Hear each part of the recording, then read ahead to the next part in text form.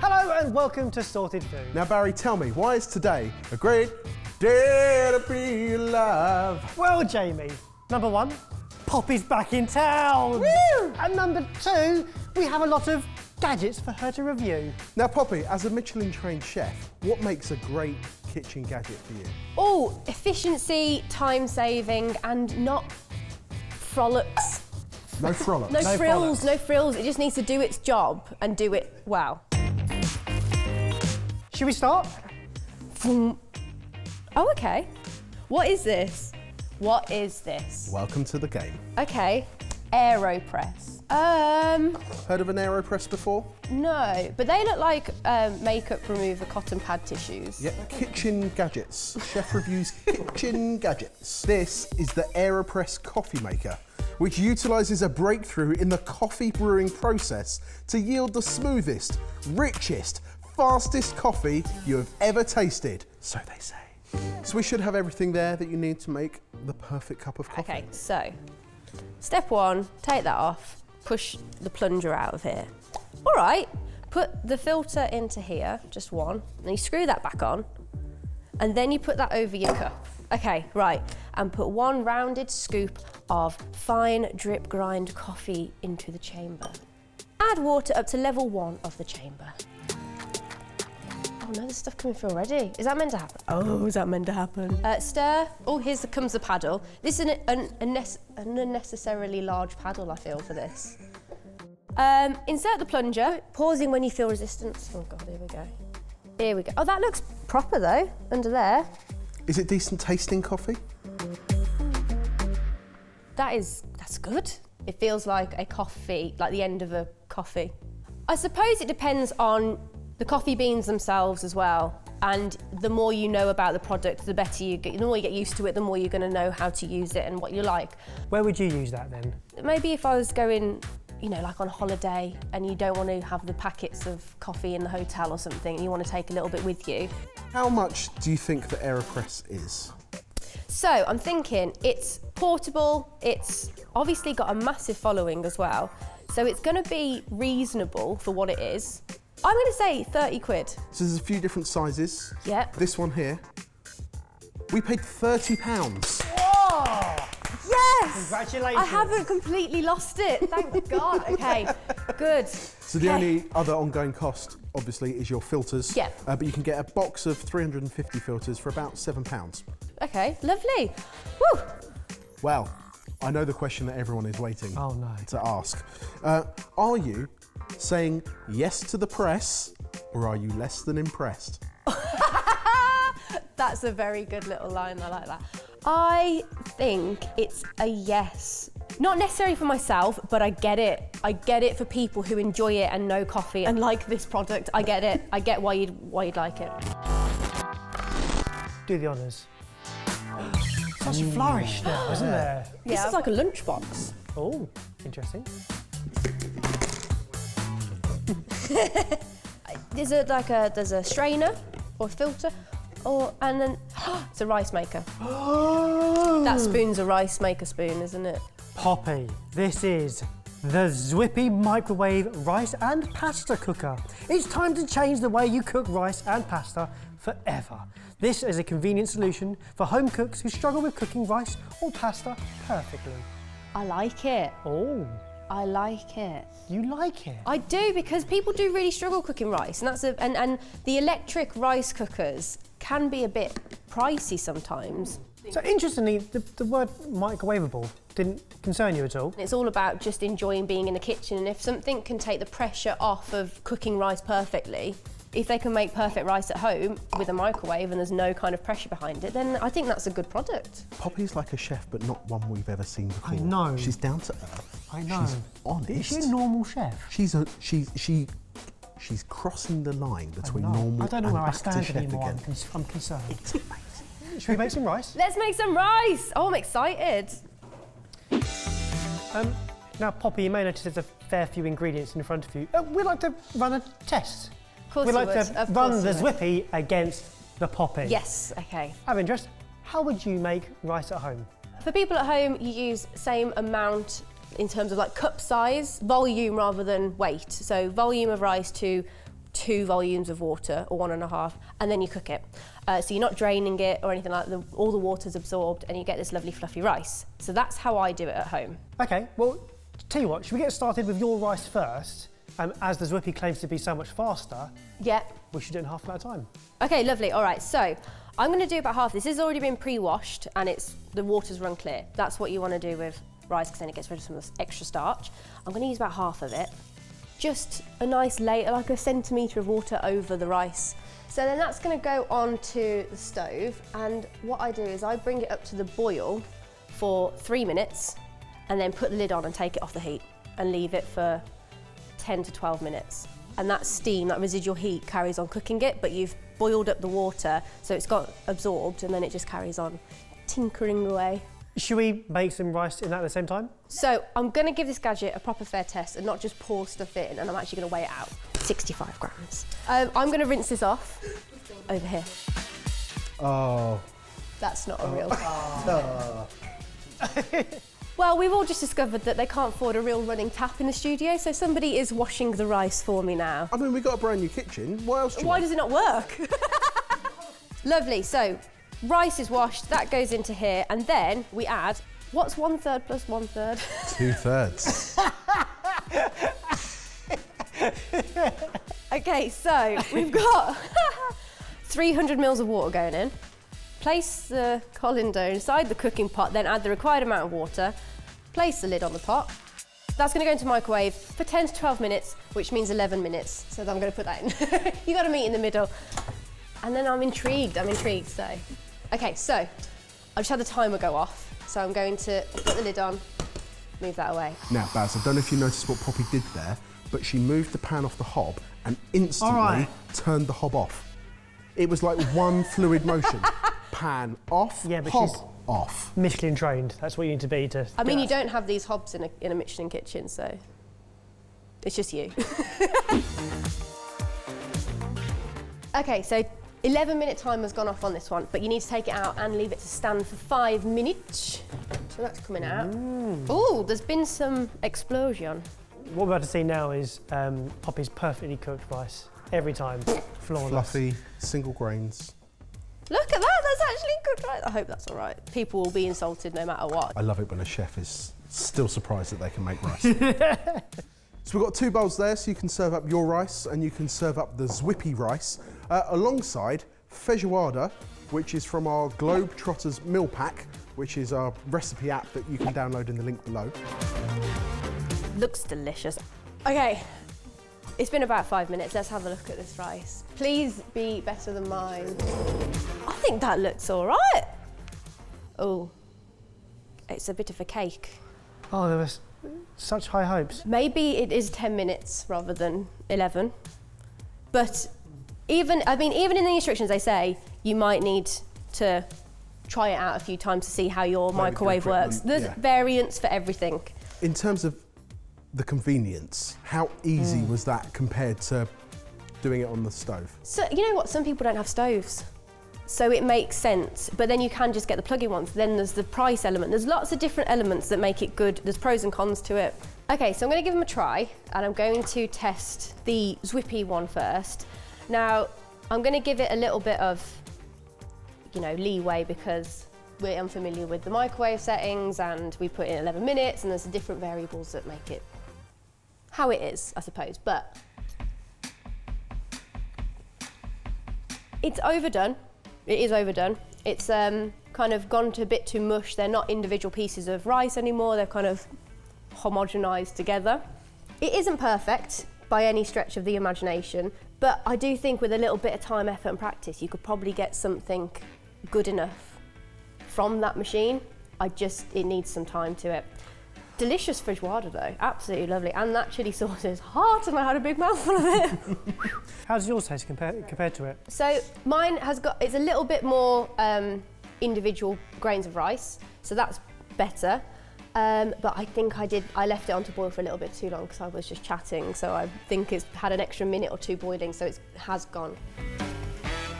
I prefer the rice that I've made here, but it's still not perfect. The biggest claim of the Whippy was it's quicker. but it was the same amount of time. It was actually longer because I had to leave it stand for 5 minutes.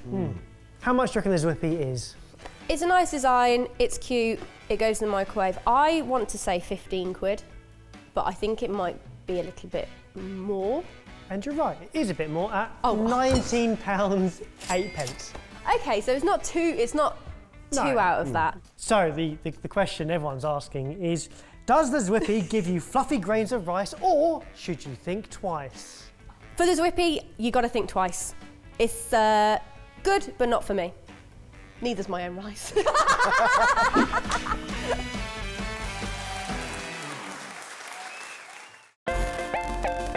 Product number 3. This is like a fighting tool. Is it like a knuckle duster? Jesus. That's a stamp. No, that's got to be for tenderising things. This is the Meat Tenderizer. Yes. With its 48 stainless steel blades, using it doesn't change the shape or appearance of the meat, but it helps to marinate quickly and can even reduce cooking time by up to 40%. So straight away you identified that as a tenderizer. Yes, you can get the hammer ones that have the little studs on, and you tenderise the meat. So do you usually find there's a big effect when you tenderise meat compared to not tenderising it? If you're just going to have a ribeye steak, you don't really want to touch it because it's a beautiful piece of meat on its own. But if you're looking at something that's a little bit tougher, like a skirt or something, then yes, it kind of makes sense to tenderise it. And you can tenderise chicken and stuff like that just to give it a bit more of a juicier flavour. Are we going to tenderise some meat? Let's tenderise some meat. So here's the plan. We would like you to make a char-grilled lamb leg steak with lemon roast potatoes and a feta dressing. Oh! That's from my book. Was that a test? That was a test, yeah. Did she write the book herself? I did. And the answer is yes. There's 2 lamb leg steaks there. Yep. What we thought would be good is tenderise one, Yep. don't tenderise the other, and then once they're cooked, we'll do a blind taste test and see if you can taste the difference. Tenderising, you're normally just bashing it, you're breaking down a few of the, muscle strands, and you're making it tender, whereas this is actually blades going in and making holes. We just looked at the instructions and stuff, and it had like fish on there. Like, it would destroy it. That would destroy a fish. I'm gonna do it like quite neat. I don't know why, I feel like it needs to be neat. Imagine you're at the post office. There's literally just little holes in there. It's not gonna hold any moisture. It was a lot easier than I was expecting, actually. I was like, okay. We'll see how it keeps the structure, because I did kind of split it a little bit with the pressure that I put on there. I'm gonna throw a bit of oil on there. I'm gonna get a little bit of salt and pepper. Season them. The chef is here, yeah. I'm gonna put them in at the same time to make sure they're completely... So far, during the cooking process, can you see any difference? It doesn't seem to be that much different. So this one is tenderised, and this one is the one that hasn't been tenderised. Now I'm going to leave them to rest for the same amount of time that we cooked them. So they're going to go and sit there for a little bit. They're not going to sit there for a little bit. We're going to take them away and we're going to blindfold you, and then we're going to cut them up and bring them back and see if you can taste which one has been tenderised. God's sake, you're really testing my credentials today, aren't you? Poppy, in front of you, you have 2 plates. They both have the same on them. It's the lamb leg steak, plus your lemon roast potatoes with feta dressing from your cookbook. There we go, here we go. There's some lamb. Yeah, great. Well, whichever one it is, I've cooked it well, so I'm happy with that. I'm just intrigued. I'm going to try the other one and then see. Yeah. This is a tough test. Or is it? Or is it a tender test? Oh no. Poppy, we're going to have to push you for an answer here. Oh, I think this one. Blindfold off. I'm really scared. Poppy, I can confirm that the tenderised meat is on that plate. Oh, okay. You got it right. It felt like there were spaces or gaps. I just wonder if it's not about tenderising, it's about pre-cutting it, so when you eat it, it falls apart easier. And getting more flavour into those holes. Yeah.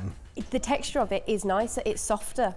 Ooh. It's genuinely worked. How much do you think we paid for the meat tenderizer and its 48 stainless steel blades? I'm gonna go for around 17 quid.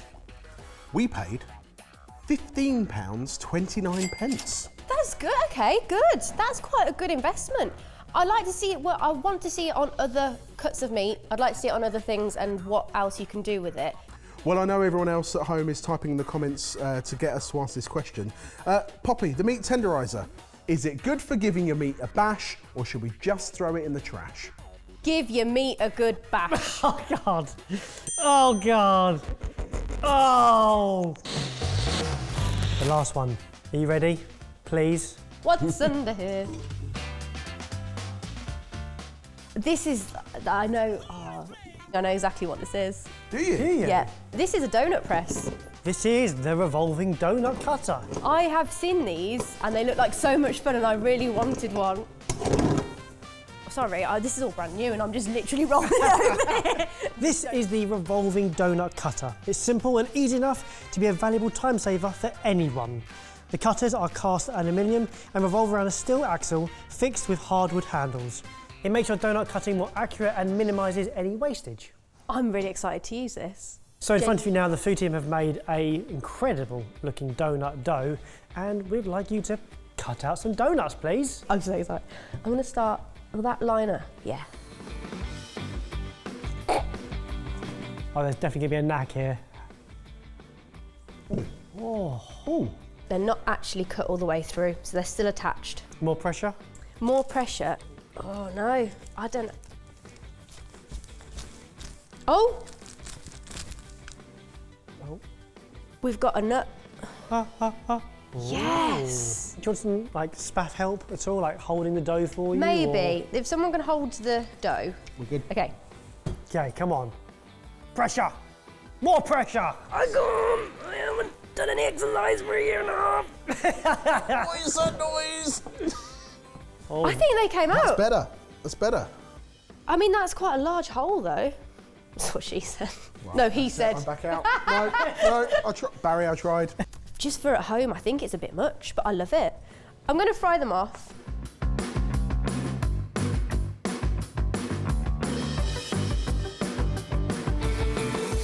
Okay, so that's them finished in the fryer and dusted with some cinnamon sugar. It's a tiny bit of inconsistency, but it was quicker than what it would be if you were cutting them out by hand, I think. Even though we had to go over some of them, I think after a bit of pressure and practice, it would work out better. And we've also got the miso caramel, which is just gonna be the cherry on top.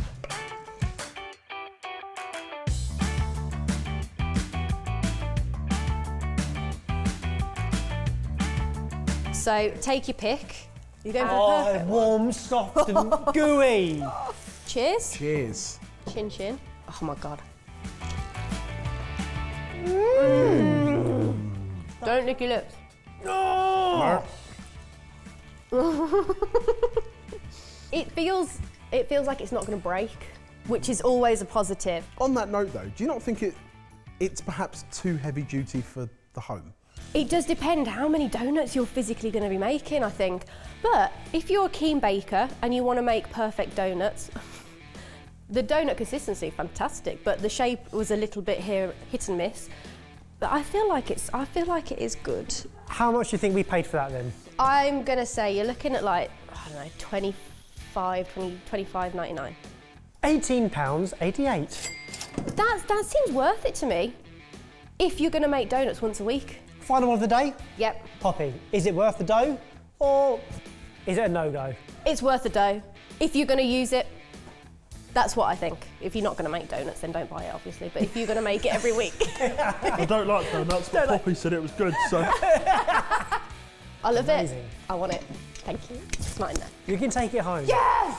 So over to you guys. Would you use any of the gadgets from today's video? And stay put for the blooper, because we've got some quick fire questions for Poppy.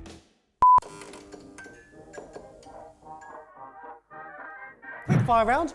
Out of us normals, who would make the best sous chef? Jamie, because he would take direction. Thank you, Poppy. What would you say is your ultimate comfort dish? I'm a big fan of a mashed potato for comfort. Other than potatoes, what's your favourite ingredient to cook with? Oh, it's meant to be quick fire, but I can't think of anything. I like using tomatoes. Out of any of the sorted guys, who has the best fashion sense? Barry. Oh no, whatever will I do?